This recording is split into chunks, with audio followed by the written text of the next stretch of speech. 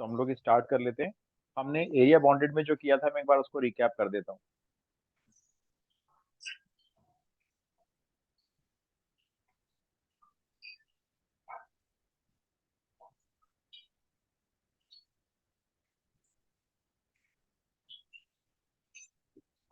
देखो हमारे पास जो बेसिक कॉन्सेप्ट है एरिया बाउंडेड का, वो कॉन्सेप्ट ये है कि हम कोई भी कर्व ले लेते हैं। कर्व बहुत तरह के होते हैं, तो पहले हम पहले कर्व को ड्रॉ करना सीख लेते हैं कि कर्व कौन कौन से लेने हैं हमको। मान लो हमारे पास ये हमारी एक्स एक्सिस हो गई, सपोज कर लेते हैं। ये हमारी वाई एक्सिस हो गई, मान लेते हैं। ठीक है। अब यहाँ पे बहुत सारे कर्व बना सकते हो आप, तो हम पहले सीख लेते हैं पैराबोला से रिलेटेड जितने क्वेश्चन है। मेरे को याद है मैंने लास्ट क्वेश्चन करवाया था आपको एरिया ऑफ ट्राइंगल का, तो इन्होंने सीबीएसई बोर्ड ने डिलीट कर दिया, लेकिन हम फिर भी अपनी तैयारी करके जाएंगे।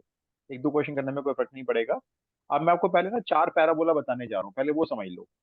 ये हमारा टाइप 1 का पैराबोला होता है जो पॉजिटिव एक्स एक्सिस पे बना हुआ है, देखो इस तरह से। ये इसकी जो इक्वेशन होती है, आपको इसकी इक्वेशन थोड़ी सी याद रखनी है। Y square is equal to 4ax form में होती है। हम इसको टाइप नंबर 1 बोल देते हैं। उसके बाद आता है आपका type number 2 parabola. Type number 2 parabola में हम लोग क्या करेंगे, इस पैराबोला को नेगेटिव एक्स एक्सिस की तरफ बना देंगे, मतलब ओरिजिन पे ही बनाएंगे, यहाँ पे ऐसे जाएगा, बस वो नेगेटिव एक्स एक्सिस चला जाएगा इस तरह से। इसकी इक्वेशन में क्या बात होगी, वाई स्क्वायर होगा और एक्स का जो कोफिशिएंट होगा वो नेगेटिव होगा, -4x फॉर्म में होगा। उसके बाद हमारा जो थर्ड पैराबोला होगा, उसमें पैराबोला आपका अपवर्ड चला जाएगा। अपवर्ड इन द सेंस जैसे ये,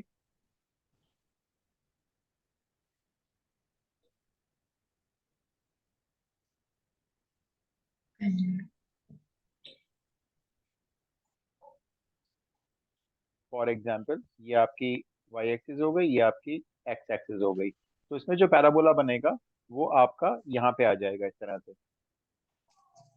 ये ऐसे आ जाएगा पैराबोला। अगर इस फॉर्म का पैराबोला होगा तो इसकी इक्वेशन होगी x square is equals to 4ay। इसमें एक्स पे स्क्वायर है देखो, और वाई का कोफिशिएंट पॉजिटिव है। और अब जो लास्ट वाला होगा वो इस तरह से होगा, इसमें पैराबोला नेगेटिव आई एक्सिस पे आ जाएगा। जैसे ये पैराबोला नीचे की तरफ चला जाएगा, ये नेगेटिव आई एक्सिस पे आ जाएगा। इसकी इक्वेशन किस फॉर्म में होगी, x square is equals to, इसमें वाई का कोफिशिएंट माइनस में होगा। चारों पैराबोला में एक खास बात ये रहेगी, इसमें जो ए है वो हमेशा पॉजिटिव रहेगा। चारों पैराबोला में जो मैंने यहाँ पे ए लिखा है, ये हमेशा पॉजिटिव क्वांटिटी होती है। इसके अलावा आपको एक चीज और याद रखनी है। जैसे ये हमारा फर्स्ट वाला पैराबोला है, तो फर्स्ट वाले पैराबोला में, ये जो फर्स्ट वाला पैराबोला है, इसमें जो इसका फोकस होता है, क्योंकि इसमें ना क्वेश्चन एनसीईआरटी में रिलेटेड सेटअप रिलेटेड, फोकस उसका यहाँ पे होगा पैराबोला के अंदर एक्स एक्सिस के ऊपर, और इसके कोऑर्डिनेट्स होंगे A0।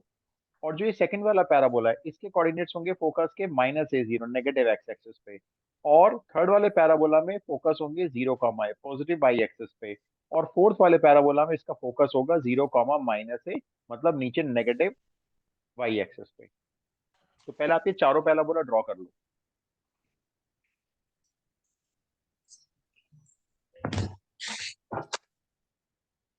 तो हम पहले पैराबोला से रिलेटेड जितने क्वेश्चन हैं पहले वो वाइंड अप करेंगे।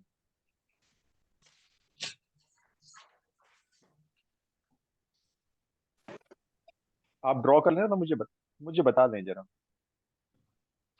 सर कर लिया। ठीक है, सब लोग कर लेंगे तो मुझे बता देना, ठीक है, मैं स्वैप कर दूंगा पेज। सर हो गया।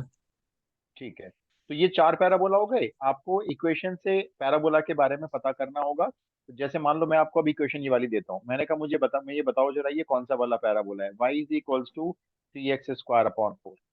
बताओ ये चार में से नंबरिंग के हिसाब से बताओ, 1 2 3 4 में से कौन सा पैराबोला है। 1। अगर हम, नहीं, ध्यान से देखो, मैंने आपको सर y पे थ्री स्क्वायर थ्री नहीं, है। करेक्ट, ये थर्ड नंबर का पैराबोला है। देखो ध्यान से देखो आप, मैं आपको फिर से दिखाता हूँ। एक्स पे स्क्वायर है, देखो ये रहा, एक्स पे स्क्वायर है, और वाई का कोफिशिएंट पॉजिटिव है। मैंने आपको वाई पे स्क्वायर नहीं दिया है, ध्यान से देखो, मैंने आपको एक्स पे स्क्वायर दिया है। तो अब मैंने यहाँ पे देखो जो इक्वेशन दी है, मैंने आपको कंफ्यूज करने के लिए वाई को इधर कर दिया और एक्स स्क्वायर के साथ 3/4 कर दिया, जान के कंफ्यूज करने के लिए। यही एग्जाम में करेंगे, एनसीईआरटी का क्वेश्चन है।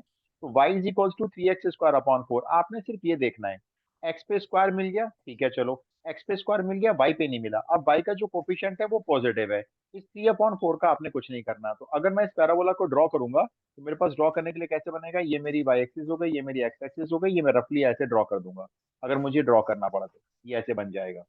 चलो अब ये बताओ ये कौन सा पैराबोला है, x is equals to y square, ये बताओ ये कौन सा पैराबोला है।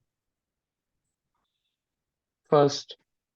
करेक्ट, ये फर्स्ट पैराबोला है। अब ध्यान से देखो, इस बार क्या है, वाई पे स्क्वायर है, वाई पे स्क्वायर है, देखो तो वाई पे जब स्क्वायर आएगा और एक्स पे नहीं आएगा तो ये फर्स्ट या सेकंड में से कोई एक होता है।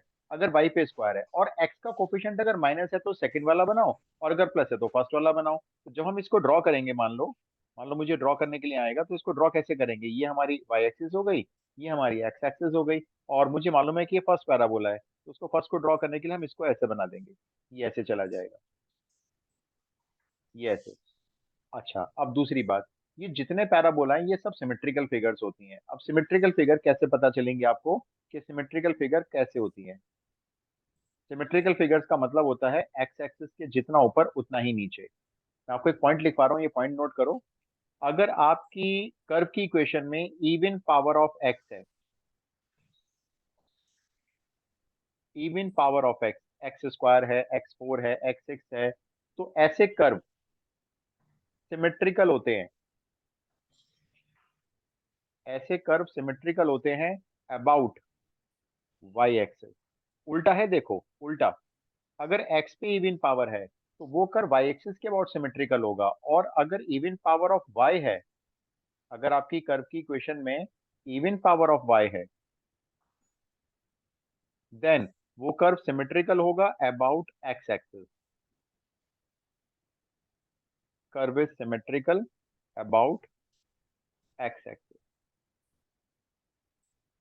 अब जैसे देखो यही ले लो आप, जैसे ये देखो ये वाला है, y is equals to 3x² upon 4, हमने देखा x के ऊपर इवन पावर है, y के ऊपर ऑड पावर है 1, तो ये पैराबोला y एक्सिस के अबाउट सिमेट्रिकल है। देखो ये रहा, ये y एक्सिस के अबाउट जितना इधर होगा उतना ही इधर भी होगा।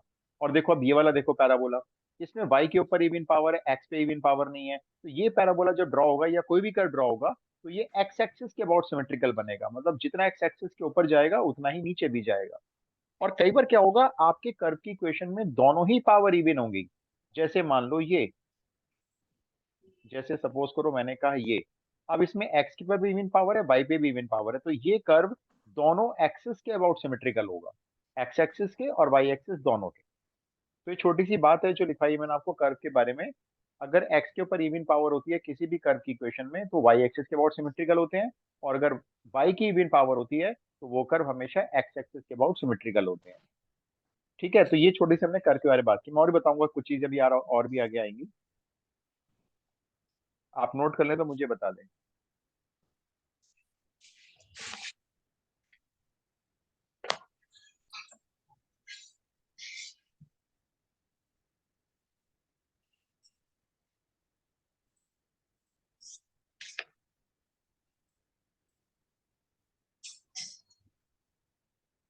मैं सीबीएसई का तो पढ़ाऊंगा ही पढ़ाऊंगा, जो सीबीएसई करिकुलम में बचा कुचा है, लेकिन मैं थोड़ा सा भाई एक्स्ट्रा बताऊंगा, सो दैट आगे आपके जो भी कंपटीशन वगैरह है और वो क्लियर हो जाए। और इस सैटरडे से ना वो आईटी वाली क्लास भी स्टार्ट करूंगा मैं, वो तो ऑनलाइन ही रहेगी हमेशा, क्योंकि पिछले 2-3 सैटरडे तो मेरे ऐसे ही निकल गए, जब से सोचा था शुरू करूंगा तब से ही पेन चल रहा है बस। हो गया जी, नोट कर लिया। यस सर, हो गया। Yes sir. ठीक है, ठीक है। अब मैं आपको कॉन्सेप्ट बताता हूँ, एरिया का कॉन्सेप्ट क्या है। सपोज करो अपने पास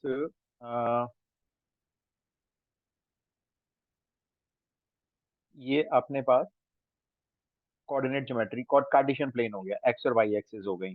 अब मान लेते हैं मैंने यहाँ पे एक कर्व ड्रॉ कर दिया, सपोज करो जनरल सा कोई भी कर्व ले लेते हैं, मैंने ये कर्व ड्रॉ कर दिया, ठीक है। अब मैंने एक और कर्व ड्रॉ कर दिया इसके अंदर, सपोज करो वो कर्व मेरा ऐसे जा रहा है।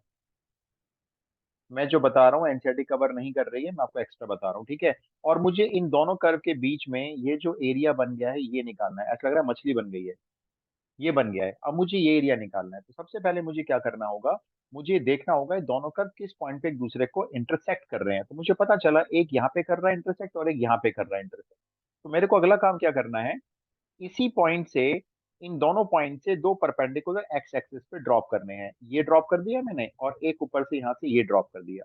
ये एक्स एक्सिस पे जब मीट करेंगे तो 100% यहाँ पर दो वैल्यू आएंगी। इस पॉइंट का नाम हम ए रख लेते हैं और इस पॉइंट का नाम हम बी रख लेते हैं, ठीक है। ये जो ब्लू वाला मेरा कर्व है ऊपर वाला, ये इसकी मैंने इक्वेशन लिख ली y equals to f x है।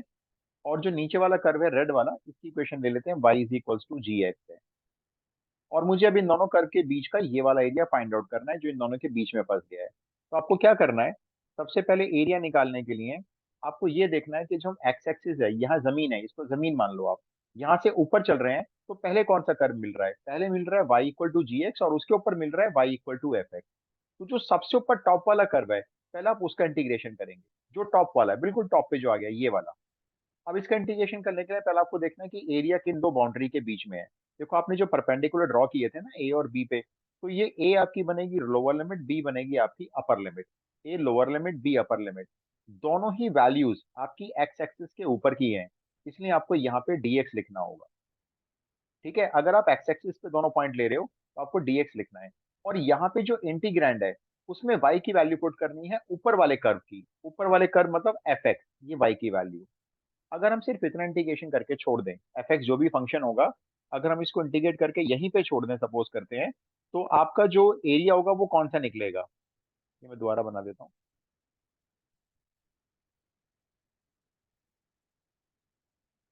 एक मिनट, थोड़ा सा रब हो गया, इसको ठीक से लिख दो।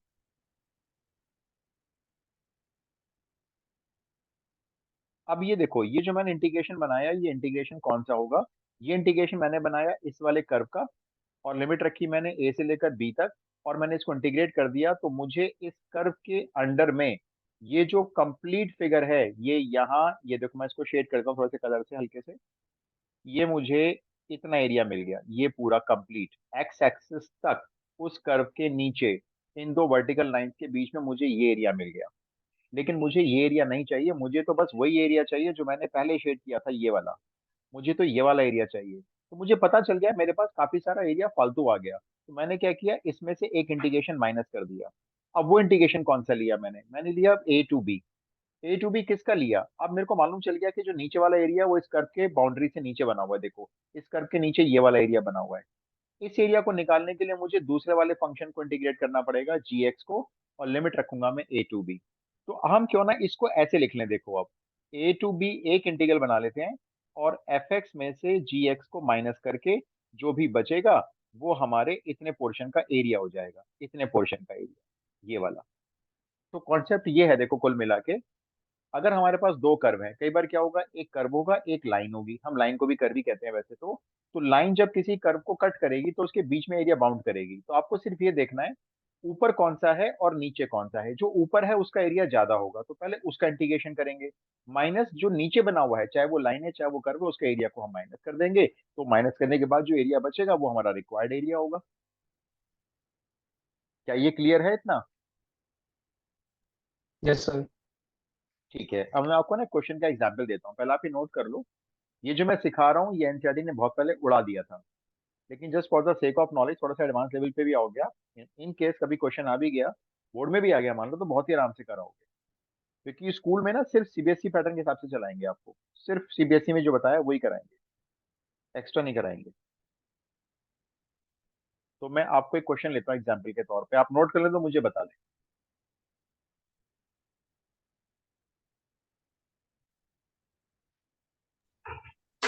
Done so. डन, ठीक है। तो हम एक एग्जाम्पल लेते हैं, देखो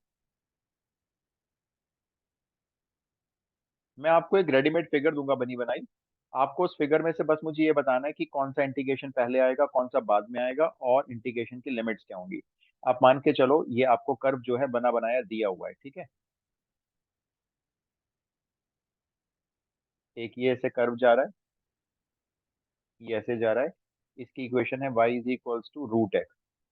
ठीक है, इस कर्व की इक्वेशन है, ओरिजिन से ओरिजिनेट हुआ है यहाँ से ये, और इसके बाद एक लाइन जा रही है, मान लेते हैं ये लाइन ऐसे जा रही है, ठीक है। और आपका जो एरिया है जो आपको निकालना है वो ये वाला एरिया है,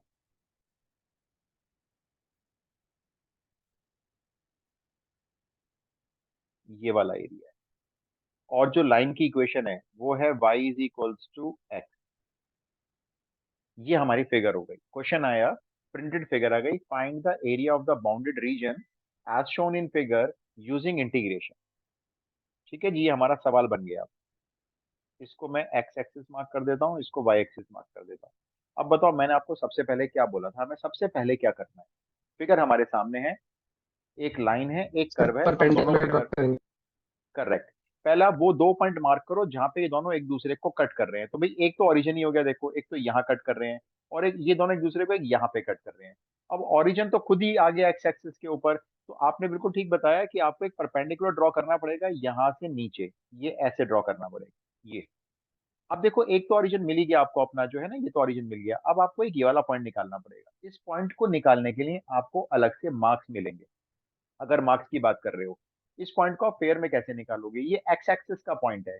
तो ये किससे बना हुआ है, ये कर्व से और लाइन से मिलकर बना है। तो कर्व की इक्वेशन है y is equals to root x, और लाइन की इक्वेशन है y इक्वल टू एक्स। मैंने दोनों y की वैल्यू को आमने सामने इक्वेट कर दिया। देखो, दोनों y की वैल्यू है ना, दोनों को इक्वेट कर दिया, स्क्वायरिंग कर दी। ये x हो गया, ये x स्क्वायर हो गया। x से x का स्क्वायर कैंसिल करके मैंने कह दिया 1 आ गई x की वैल्यू। ये, चाहे वो आपको इसका 0.5 दें चाहे ना दें, लेकिन ये आपका फेयर वर्क होगा। ये आपका फेयर वर्क है, ये रफ में नहीं करना है।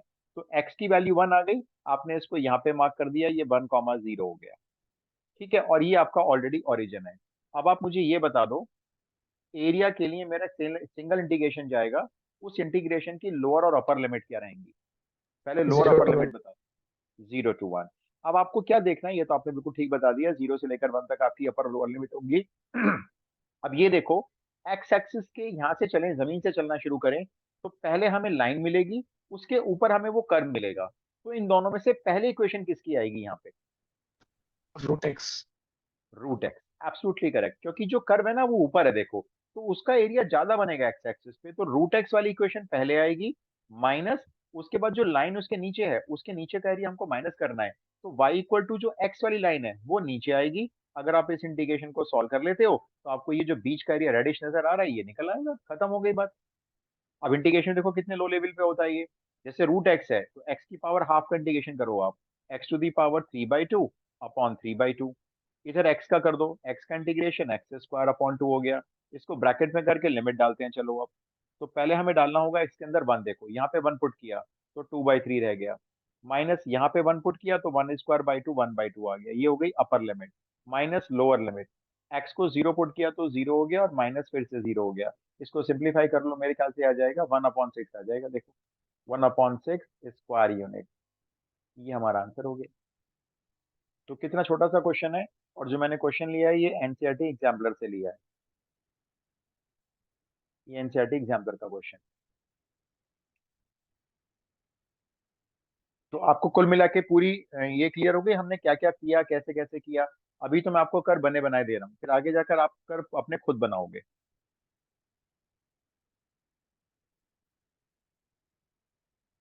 बताएं मेरे को, क्लियर है भाई, ये सबको क्लियर हो गया। Clear sir. ये क्वेश्चन 3 मार्क्स का हो गया। अब देखो आप, जरा सा क्वेश्चन है, 3 मार्क्स में आ सकता है ये। अब मार्क्स की बात छोड़ो, मार्क्स तो हम ले आएंगे, मार्क्स की बात छोड़ो, पहले लर्निंग कर लेते हैं, जितनी हमें सीखना है वो सारी चीज सीख लेते हैं। अभी आप सबने कर लिया, तो मैं पेज टर्न करूँ और एक क्वेश्चन आपको दे रहा हूँ करने के लिए।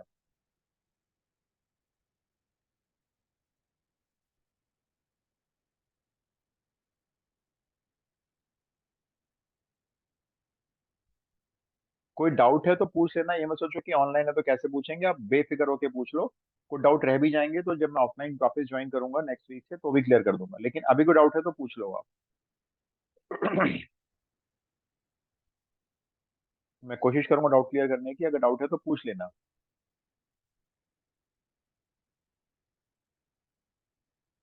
नेक्स्ट दे दूं अगर ये हो गया है तो। Yes sir. ठीक है, तो अब आप क्वेश्चन नंबर 2 की फिगर देखो। फिगर मैं आपको भी बनी बनाई दे रहा हूँ, ठीक है। ये आ गई आपकी वाई एक्सिस, ये आ गई आपकी एक्स एक्सिस। यहाँ पे मैं आपको एक कर्व दे रहा हूँ बना के। अब ये मेरे ख्याल से पैराबोला मान लेना आप इसको। इक्वेशन में दे दूंगा आपको अभी इसकी क्या है। ये हमारा कर्व हो गया, पैराबोला जैसा दिख रहा है। और जो एरिया निकालना है वो बता देता हूँ आपको मैं। ये एक लाइन परपेंडिकुलर है, ये एक लाइन और परपेंडिकुलर है। ये वाली जो लाइन है पहली वाली, ये एक्स एक्सिस को 2 पे कट कर रही है, और दूसरी वाली लाइन एक्स एक्सिस को 3 पे कट कर रही है। और जो आपको एरिया निकालना है वो मैं आपको बता देता हूँ कौन सा निकालना है। आपको इतना एरिया निकालना है जो मैं ये शेड कर रहा हूँ। और जो ये कर्व मैंने बनाया था इसकी इक्वेशन यहाँ पे कॉर्नर पे लिख देता हूँ। इसकी इक्वेशन है y is equals to x to the power 4।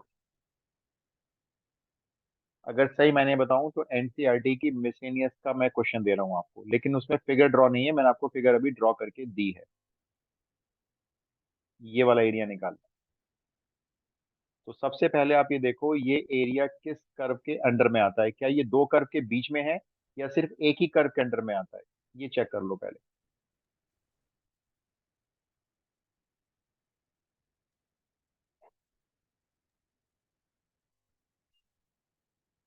सिर्फ इतना एरिया चाहिए, राइट साइड पे जो स्ट्रिप बनी हुई है, सिर्फ यही वाला एरिया चाहिए।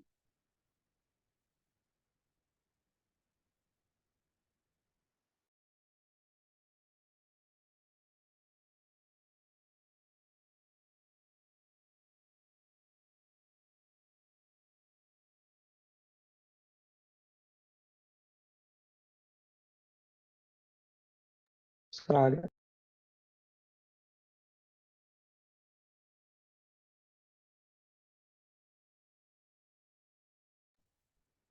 हाँ जी, आप मुझे बताओ ये जो एरिया है ये दो कर्व के बीच में है या सिंगल कर्व के नीचे आ रहा है एक्स एक्सिस तक। सिंगल। सिंगल कर्व है। अब देखो इसमें ना आपका एक इंटीग्रेशन बनेगा, क्योंकि देखो ये कर्व है और डायरेक्ट एरिया सीधा एक्स एक्सिस इसके नीचे जा रहा है। तो मुझे बताओ इस इंटीग्रेशन की लोअर अपर लिमिट क्या होंगी। 2 से 3 x की पावर 4 का इंटीग्रेशन। राइट। 2 और 3 के बीच में इंटीग्रेशन होगा, डीएक्स आएगा, और जिस कर्व के अंडर में ये एरिया है वो सिंगल कर्व है, ये रहा। और उसकी इक्वेशन देखो ये लिखी हुई है y is equals to x4। तो बस आपने क्या करना है, x4 का यहाँ पे इंटीग्रेशन करके इसको सॉल्व करना है, दैट्स ऑल। आंसर आ जाएगा। एक ही कर्व के अंडर में एरिया ना, दूसरा कर्व तो आया नहीं। और ये जो दो लाइंस दे रखी है परपेंडिकुलर, वो तो आपकी लिमिट्स बनेंगी। तो आपका इंटीग्रेशन क्या हो जाएगा, देखो x4 का इंटीग्रेशन हो जाएगा x5/5। और इसमें आप लिमिट पुट कर दो। पहले आप 3 पुट कर दो, तो 3 की पावर 5 हो गया आपका 243 हो गया। 243/5। फिर आप 2 पुट कर दो तो ये 32/5 हो गया। बस माइनस करके छोड़ दो, 211/5 हो गया, ऐसे ही छोड़ दो, ये रहा एरिया आपका। बताओ क्या क्लियर है या नहीं है भाई। क्लियर है सर। सबको क्लियर है तन्मय के अलावा, क्योंकि तन्मय की आवाज है सिर्फ, क्या क्लियर है। अगर नहीं है तो मैं क्लियर फिर है से सर। एक्सप्लेन कर दूंगा। ठीक है यस चलो। सर। ठीक है, अब मैं आपको थर्ड क्वेश्चन फिर से देता हूँ, फिगर बना के दूंगा, एरिया आप निकालोगे।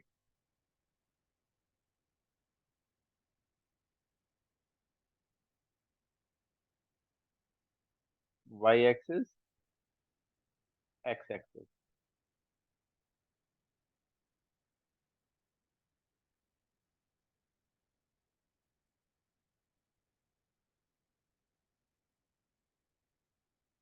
ये कर्व है आपका, थोड़ा अच्छा सा नहीं बना लेकिन अब बना लेना, ऐसे ही बन रहा है मुझसे।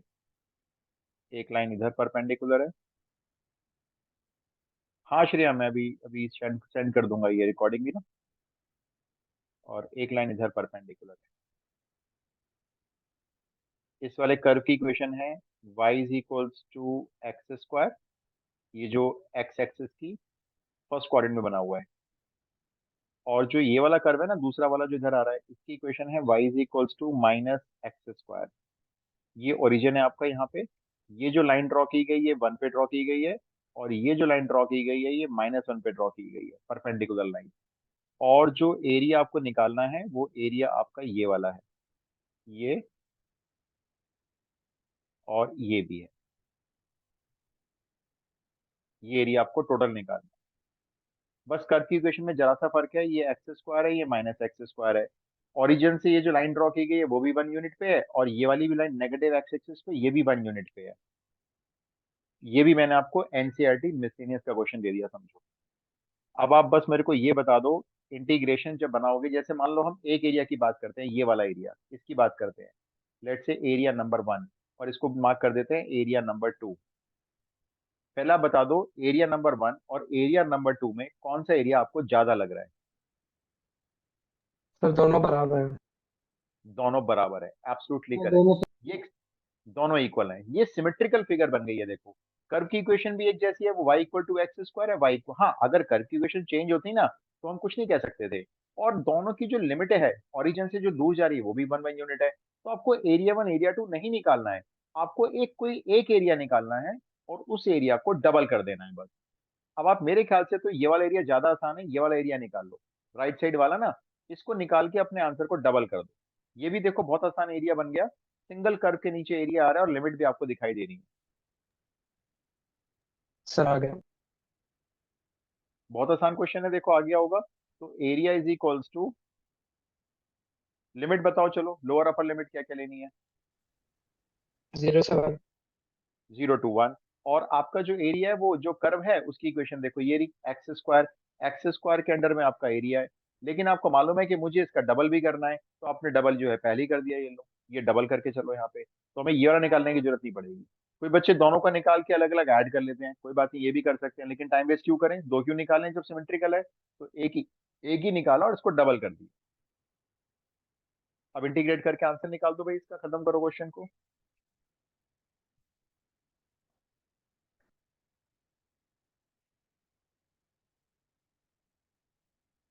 चेक करा दो आंसर क्या आ रहा है। 2/3 सर। 2/3। ठीक है, 2/3। ठीक है 2/3 हो गया, करेक्ट है एकदम। कोई डाउट तो नहीं है अभी तक किसी को इसमें, जो समझाया मैंने अभी तक, जितना हमने अभी तक किया, थोड़ा सा भी धीरे बढ़ाता जाऊंगा मैं अभी। अब आता है कि भाई हम, ये तो अभी मैंने आपको कर्व जो है वो ड्रॉ कर करके दिए हैं, एरिया शेड करके दिया और आपसे सीधा सीधा एरिया पूछा है। वैसे मैं इसको इंडिकेट कर रहा हूँ, अगर किसी का नहीं हुआ है तो देख लेना। एक्स स्क्वायर का इंटीग्रेशन x³ बाई 3, 0 से 1 लिमिट हो गई, 2 हमारा बाहर रहेगा, एक्स को 1 पुट किया 1/3, माइनस 0 पुट किया 0, आंसर हो गया 2/3। ये हमारा फाइनल आंसर हो गया। लेकिन अब ऐसे क्वेश्चन आते हैं जहां पे आपको सब चीजें खुद ही करनी पड़ेंगी, कर्व भी खुद ही ड्रॉ करना पड़ेगा, एरिया शेड खुद करना पड़ेगा, इंटीग्रेशन भी आपको खुद रेडी करना पड़ेगा। तो हम यहाँ से शुरू करते हैं अब अपने थोड़े डिफरेंट क्वेश्चन। क्वेश्चन नंबर 4 डाल दो आप। अच्छा, अब आपको एरिया निकालना है। Find the area bounded by x² is equals to 4y and the line x is equals to 4y-2। अगर ये एनसीईआरटी नहीं हटाता इसको अपने सिलेबस में से, तो ये एनसीईआरटी का सबसे इंपॉर्टेंट क्वेश्चन होता। एनसीईआरटी ने इसको अपने सिलेबस से हटा दिया इस साल, लेकिन हम कर रहे हैं। अब आपको क्या करना है, सबसे पहले देखना है जो कर्व है ये आपकी जान पहचान का कर्व है या आपको डायरेक्ट ड्रॉ करना पड़ेगा। सर एक जान पहचान का है। बिल्कुल, ये जान पहचान का है। जान पहचान का कैसे है, क्योंकि देखो ये जो कर्व है ये पैराबोला है, देखो एक्स स्क्वायर है ना, x² इक्वल टू 4y, तो जितने भी कर्व आएंगे सब आपकी जान पहचान में से आएंगे, मतलब आपने सीखे हुए होंगे। अब आप पहले आइडेंटिफाई करो ये पैराबोला कौन सा वाला है, फर्स्ट है, सेकंड है, थर्ड है, फोर्थ है, तभी हम उसको सर ड्रॉ कर प्लस पाएंगे। वाई के तरफ है। ये मतलब ऊपर बनेगा या नीचे बनेगा, या ऊपर साइड में बनेगा। बनेगा कहीं? ऊपर बनेगा। देखो ना एक्स पे स्क्वायर आ गया, देखो एक्स पे स्क्वायर आ गया और यहाँ पे वाई पे स्क्वायर नहीं आया और कोफिशिएंट पॉजिटिव है वाई का, तो ये इस तरह से बनेगा। अब देखो ये कर्व आपने खुद ड्रॉ करना है, ये वाई एक्सिस आपको ड्रॉ करनी पड़ेगी, कर्व आपको ड्रॉ करना पड़ेगा, ये आपका पैराबोला टाइप है। आप यहाँ पे इसकी कॉर्नर पे कहीं इक्वेशन लिख लो। ओरिजिन जरूर मार्क करना है, भूल मत जाना, अननेसेसरी मार्क्स नहीं कटने चाहिए। एक्स एक्सिस मार्क करनी है, वाई एक्सिस मार्क करनी है। कोई बच्चे सोचते हैं कि टीचर समझ जाएंगे, ये मेरी एक्स एक्सिस ही तो है, नहीं समझते, वो मार्क्स काट लेते हैं। चलो जी, ये ड्रॉ हो गया। अब आती है ये दूसरी चीज, लाइन। अब हम इसको ड्रॉ करेंगे। देखो भाई मेरा तरीका लाइन ड्रॉ करने का ऐसा रहता है, बाकी आपकी मर्जी है, जैसे मर्जी ड्रॉ करो। जैसे ना ये लाइन की इक्वेशन है, रफ पेपर लिया है मैंने ये, मैं क्या करूंगा, पहले इसमें ना y को 0 पुट कर दूंगा। अगर y को 0 पुट कर देंगे तो x की वैल्यू रह जाएगी खाली -2। -2 मान लो यहाँ पे है, ये -2 मैंने यहाँ मार्क कर दिया। फिर क्या करेंगे, x को 0 पुट करेंगे, तो 0 इज इक्वल्स टू 4y-2। यहाँ से y की वैल्यू आएगी 1/2। सॉल्व करके देखो इसको, 1/2 आएगी यानी 0.5। तो y एक्सिस से 0.5 मान लो यहाँ पे होगा, छोटा सा ही होगा, ज्यादा बड़ा नहीं होगा ये। तो इन दोनों पॉइंट को आप ज्वाइन करेंगे, स्केल लेंगे और दोनों पॉइंट को मिला के एक लाइन ड्रॉ कर देंगे। तो ये हमने इसको इससे ज्वाइन करके लाइन ड्रॉ कर दी, ये ऐसे चली गई लाइन। अब बताओ लाइन ने पैराबोला का कौन सा एरिया बाउंड कर दिया? कुछ ना कुछ तो बाउंड किया होगा ना, तभी तो आएगा एरिया। सर वो जो लाइन के नीचे वाला है। राइट, लाइन ने देखो पैराबोला का इतना एरिया बाउंड कर दिया, ये रहा, ये बाउंड हो गया। अब बात आती है भाई ये एरिया कैसे निकलेगा, फिगर तैयार है हमारी एकदम से। अब हमें सबसे पहले क्या देखना है, ये लाइन पैराबोला को कितने पॉइंट पे कट करती है, मार्क कर लो। यहाँ एक इस जगह और एक इस जगह। अब बताओ इन दो पॉइंट का क्या करना है, अगला स्टेप बताओ, मतलब अगला कदम क्या होगा? परपेंडिकुलर ड्रॉप करके किसी तरह निकालेंगे इसको। करेक्ट, बिल्कुल करेक्ट।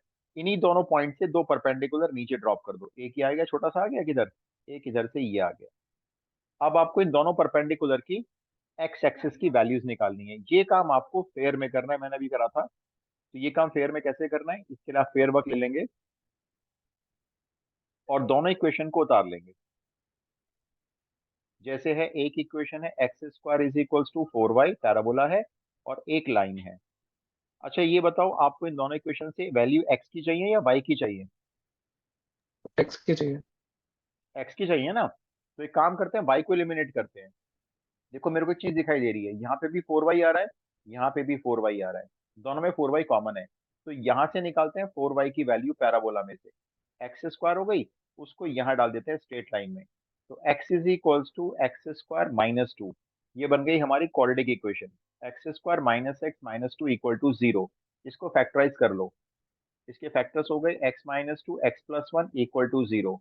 एक्स की दो वैल्यू आराम से मिल गई, एक टू और एक माइनस वन। ये काम फेयर में करना है।